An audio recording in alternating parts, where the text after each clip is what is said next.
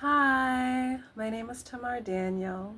Welcome to another Read with Me. Come along with me as we read something. A Princess of Mars by Edgar Rice Burroughs. Chapter 12, A Prisoner with Power. As I entered and saluted, Lord Quespetomo signaled me to advance and, fixing his great, hideous eyes upon me, addressed me thus. You have been with us a few days, yet during that time you have by your prowess won a high position among us. Be that as it may, you are not one of us. You owe us no allegiance. Your position is a peculiar one, he continued. You are a prisoner, and yet you give commands which must be obeyed. You are an alien, and yet you are a Tharkian chieftain. You are a midget, and yet you can kill a mighty warrior with one blow of your fist.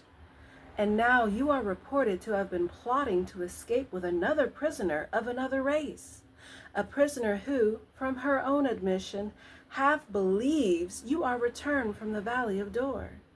Either one of these accusations, if proved, would be sufficient grounds for your execution, but we are a just people, and you shall have a trial on our return to Thark, if Tal Haja so commands.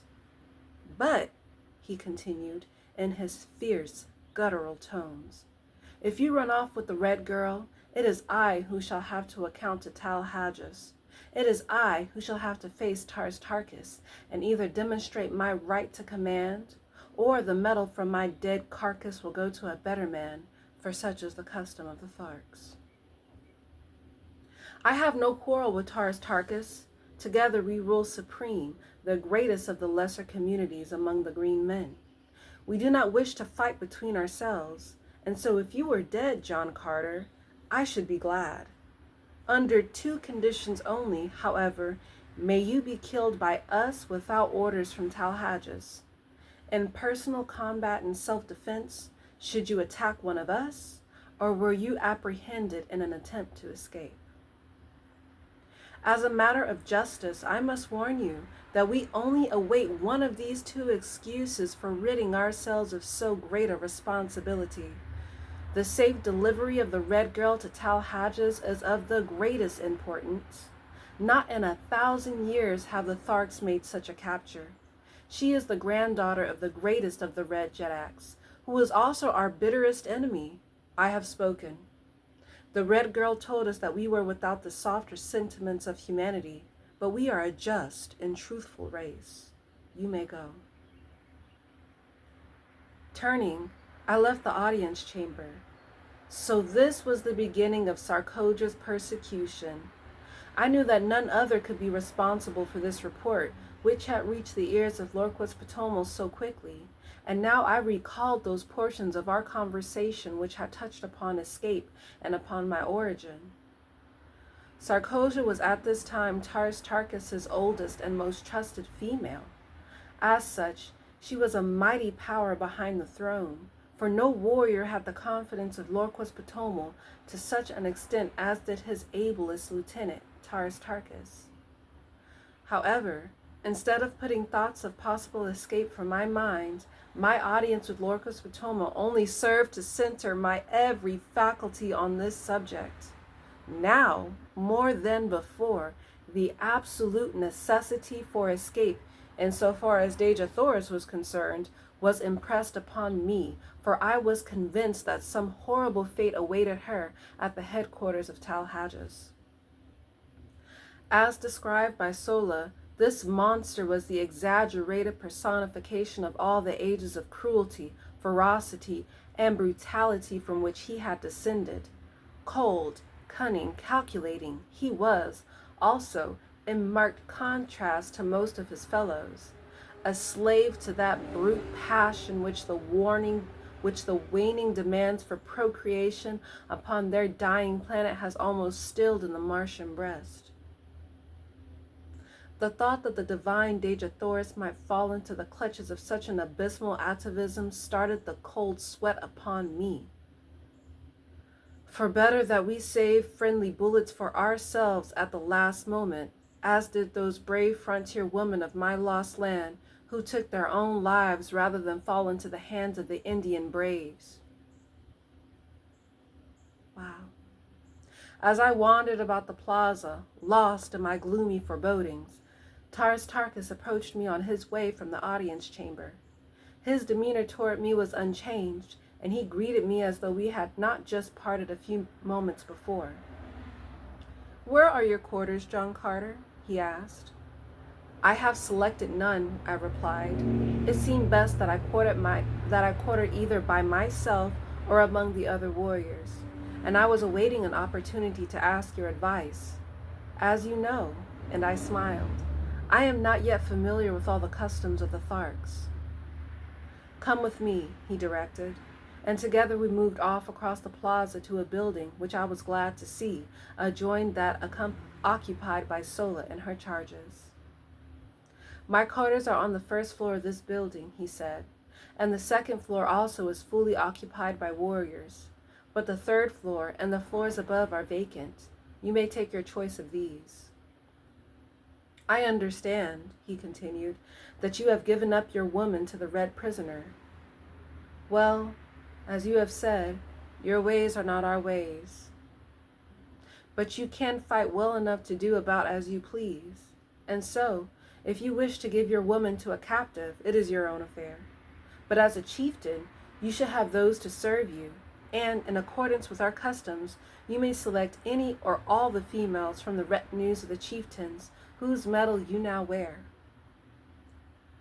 I thanked him, but assured him that I could get along very nicely without assistance, except in the matter of preparing food, and so he promised to send women to me for this purpose, and also for the care of my arms and the manufacture of my ammunition, which he said would be necessary.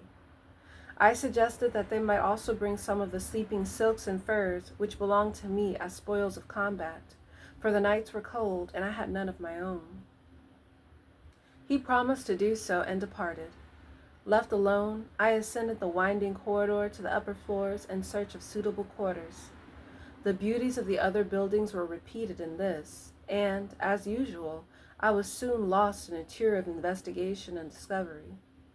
I finally chose a front room on the third floor because this brought me nearer to Dejathoris, whose apartment was on the second floor of the adjoining building, and it flashed upon me that I could rig up some means of communication whereby she might signal me in case she needed either my services or my protection. Adjoining my sleeping apartment were baths, dressing rooms, and other sleeping and living apartments. In all, some 10 rooms on this floor. The windows of the back rooms overlooked an enormous court, which formed the center of the square made by the buildings which faced the 4 contiguous streets, and which was now given over to the quartering of the various animals belonging to the warriors occupying the adjoining buildings. While the court was entirely overgrown with the yellow, moss-like vegetation which blankets practically the entire surface of Mars, yet numerous fountains, statuary, benches, and pergola-like contraptions bore witness to the beauty which the court must have presented in bygone times, when graced by the fair-haired, laughing people whom stern and unalterable cosmic laws had driven not only from their homes, but from all except the vague legends of their descendants. One could easily picture the gorgeous foliage of the luxuriant Martian vegetation which once filled this scene with life and color, the graceful figures of the beautiful women, the straight and handsome men, the happy, frolicking children, all sunlight, happiness, and peace. It was difficult to realize that they had gone down through ages of darkness, cruelty, and ignorance, until their hereditary instincts of culture and humanitarianism had risen ascendant once more in the final composite race which now is dominant upon Mars. My thoughts were cut short by the advent of several young females bearing loads of weapons, silks, furs, jewels, cooking utensils, and casks of food and drink, including considerable loot from the aircraft. All this, it seemed, had been the property of the two chieftains I had slain, and now, by the customs of the Tharts, it had become mine. At my direction, they placed the stuff in one of the back rooms and then departed, only to return with a second load, which they advised me constituted the balance of my goods.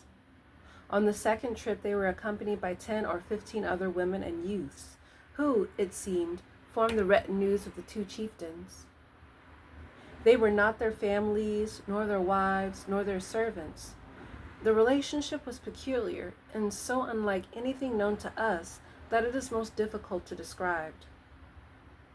All property among the Green Martians is owned in common by the community, except the personal weapons, ornaments, and sleeping silks and furs of the individuals.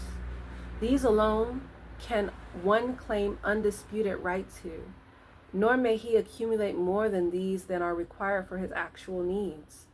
The surplus he holds merely as custodian, and it is passed on to the younger members of the community as necessity demands.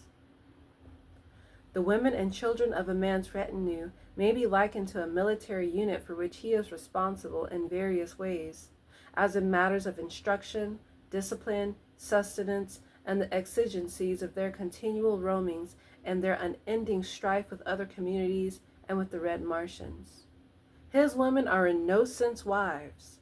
The Green Martians use no word corresponding in meaning with this earthly word. Their mating is a matter of community interest solely, and is directed without reference to natural selection.